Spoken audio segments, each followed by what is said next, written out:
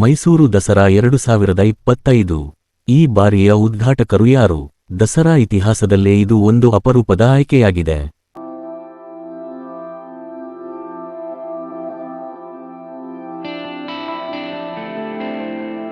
ನಮಸ್ಕಾರ ಸ್ನೇಹಿತರೆ, ಎಲ್ಲರಿಗೂ ಸ್ಪರ್ಧಾ 360 ಯೂಟ್ಯೂಬ್ ಚಾನಲ್ಗೆ ಸ್ವಾಗತ.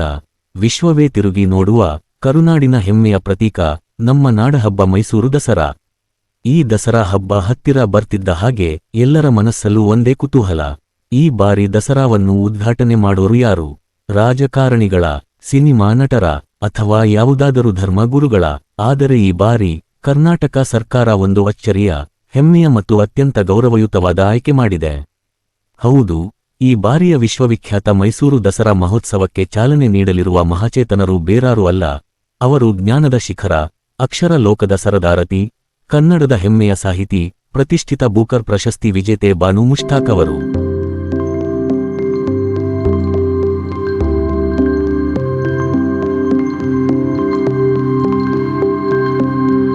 ಈ ವಿಷಯವನ್ನು ಸ್ವತಃ ಮುಖ್ಯಮಂತ್ರಿಗಳಾದ ಶ್ರೀ ಸಿದ್ದರಾಮಯ್ಯನವರೇ ಅಧಿಕೃತವಾಗಿ ಘೋಷಿಸಿದ್ದಾರೆ.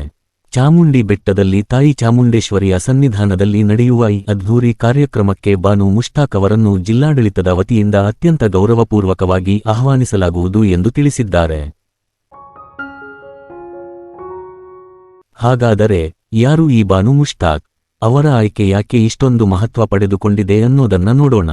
ಬಾನು ಮುಷ್ತಾಕ್ ಅವರು ಕನ್ನಡ ಸಾಹಿತ್ಯ ಲೋಕದಲ್ಲಿ ಒಂದು ದೊಡ್ಡ ಹೆಸರು. ತಮ್ಮ ಸರಳ ಆದರೆ ಚುರುಕಾದ ಬರವಣಿಗೆಯ ಮೂಲಕ ಸಮಾಜದ ಅಂಕುಡೊಂಕುಗಳನ್ನು, ವಿಶೇಷವಾಗಿ ಮಹಿಳೆಯರ ಸಂಕಟಗಳನ್ನು, ಅವರ ಹೋರಾಟಗಳನ್ನು ಜಗತ್ತಿಗೆ ಪರಿಚಯಿಸಿದವರು. ಅವರ ಕಥೆಗಳು, ಕಾದಂಬರಿಗಳು ಕೇವಲ ಮನರಂಜನೆ ನೀಡುವುದಿಲ್ಲ, ನಮ್ಮನ್ನು ಚಿಂತನೆಗೆ ಹಚ್ಚುತ್ತವೆ. ಅವರ ಈ ಅದ್ಭುತ ಸಾಹಿತ್ಯಿಕ ಸಾಧನೆಗೆ ಜಗತ್ತಿನ ಅತ್ಯುನ್ನತ ಸಾಹಿತ್ಯ ಪುರಸ್ಕಾರಗಳಲ್ಲಿ ಒಂದಾದ ಬೂಕರ್ ಪ್ರಶಸ್ತಿ ಲಭಿಸಿದೆ.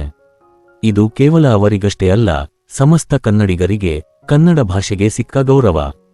ಅಂತಹ ಮಹಾನ್ ಸಾಹಿತಿಯೊಬ್ಬರು ಇಂದು ನಮ್ಮ ನಾಡಹಬ್ಬವನ್ನು ಉದ್ಘಾಟಿಸುತ್ತಿರುವುದು ನಿಜಕ್ಕೂ ಐತಿಹಾಸಿಕ ಕ್ಷಣ. ಸ್ನೇಹಿತರೆ, ಸಾಮಾನ್ಯವಾಗಿ ದಸರಾ ಉದ್ಘಾಟನೆಗೆ ರಾಜಕೀಯ ನಾಯಕರು, ಸಿನಿಮಾ ಗಣ್ಯರು ಅಥವಾ ಇತರ ಕ್ಷೇತ್ರಗಳ ಜನಪ್ರಿಯ ವ್ಯಕ್ತಿಗಳನ್ನು ಆಯ್ಕೆ ಮಾಡುವುದು ವಾಡಿಕೆ. ಆದರೆ ಈ ಬಾರಿ ಸರ್ಕಾರವು ಸಂಪ್ರದಾಯವನ್ನು ಬದಿಗೊತ್ತಿ ಸಾಹಿತ್ಯ ಕ್ಷೇತ್ರಕ್ಕೆ, ಜ್ಞಾನ ಪರಂಪರೆಗೆ ಅಗ್ರಸ್ಥಾನ ನೀಡಿದೆ. ಸಾಹಿತ್ಯಕ್ಕೆ ಸಿಕ್ಕ ಗೌರವ ಇದು ಕೇವಲ ಒಬ್ಬ ವ್ಯಕ್ತಿಗೆ ನೀಡಿದ ಗೌರವವಲ್ಲ, ಬದಲಿಗೆ ಕನ್ನಡ ಸಾಹಿತ್ಯ ಲೋಕಕ್ಕೆ ಮತ್ತು ಎಲ್ಲಾ ಸಾಹಿತಿಗಳಿಗೆ ಸಲ್ಲಿಸಿದ ಗೌರವ. ಜ್ಞಾನವೇ ಶಕ್ತಿ. ನಾಡಹಬ್ಬದ ವೇದಿಕೆಯಿಂದ ಜ್ಞಾನವೇ ನಿಜವಾದ ಶಕ್ತಿ, ಅಕ್ಷರವೇ ಅರಿವಿನ ದೀವಿಗೆ ಎಂಬ ಸಂದೇಶವನ್ನು ಇಡೀ ನಾಡಿಗೆ ಸಾರಿದಂತಾಗಿದೆ. ಮಹಿಳಾ ಸಾಧಕಿಗೆ ಮನ್ನಣೆ. ಒಬ್ಬ ಮಹಿಳಾ ಸಾಧಕಿಯನ್ನು, ಅದರಲ್ಲಿಯೂ ಸಾಹಿತ್ಯ ಕ್ಷೇತ್ರದಲ್ಲಿ ಶಿಖರಕ್ಕೇರಿದವರನ್ನು ಗುರುತಿಸಿರುವುದು ಮಹಿಳಾ ಸಬಲೀಕರಣಕ್ಕೆ ನೀಡಿದ ಒಂದು ದೊಡ್ಡ ಪ್ರೋತ್ಸಾಹವಾಗಿದೆ. ಒಟ್ಟಿನಲ್ಲಿ ಬಾನು ಮುಷ್ತಾಕ್ ಅವರ ಆಯ್ಕೆಯು ಈ ಬಾರಿಯ ದಸರಾ ಮಹೋತ್ಸವಕ್ಕೆ ಒಂದು ಹೊಸ ಕಳೆಯನ್ನು, ಒಂದು ಬೌದ್ಧಿಕ ಮತ್ತು ಸಾಂಸ್ಕೃತಿಕ ಗಾಂಭೀರ್ಯವನ್ನು ತಂದುಕೊಟ್ಟಿದೆ. ತಾಯಿ ಚಾಮುಂಡೇಶ್ವರಿಯ ಆಶೀರ್ವಾದದೊಂದಿಗೆ ಒಬ್ಬ ಜ್ಞಾನ ತಪಸ್ವಿಯ ಕೈಯಿಂದ ನಾಡಹಬ್ಬಕ್ಕೆ ಚಾಲನೆ ಸಿಗುತ್ತಿರುವುದು ನಮ್ಮೆಲ್ಲರಿಗೂ ಹೆಮ್ಮೆ ಪಡುವ ಸಂಗತಿ. ಈ ವಿಡಿಯೋ ನಿಮಗೆ ಇಷ್ಟ ಆಗಿದ್ರೆ ಖಂಡಿತ ಒಂದು ಲೈಕ್ ಮಾಡಿ, ನಿಮ್ಮೆಲ್ಲ ಸ್ನೇಹಿತರ ಜೊತೆ ಶೇರ್ ಮಾಡಿ ಮತ್ತು ನಮ್ಮ ಚಾನೆಲ್ಗೆ ತಪ್ಪದೇ ಸಬ್ಸ್ಕ್ರೈಬ್ ಮಾಡಿ. ಮುಂದಿನ ಅಪ್ಡೇಟ್ನೊಂದಿಗೆ ಮತ್ತೆ ಸಿಗೋಣ. ಎಲ್ಲರಿಗೂ ಶುಭವಾಗಲಿ. ಜೈ ಹಿಂದ್, ಜೈ ಕರ್ನಾಟಕ ಮಾತೆ.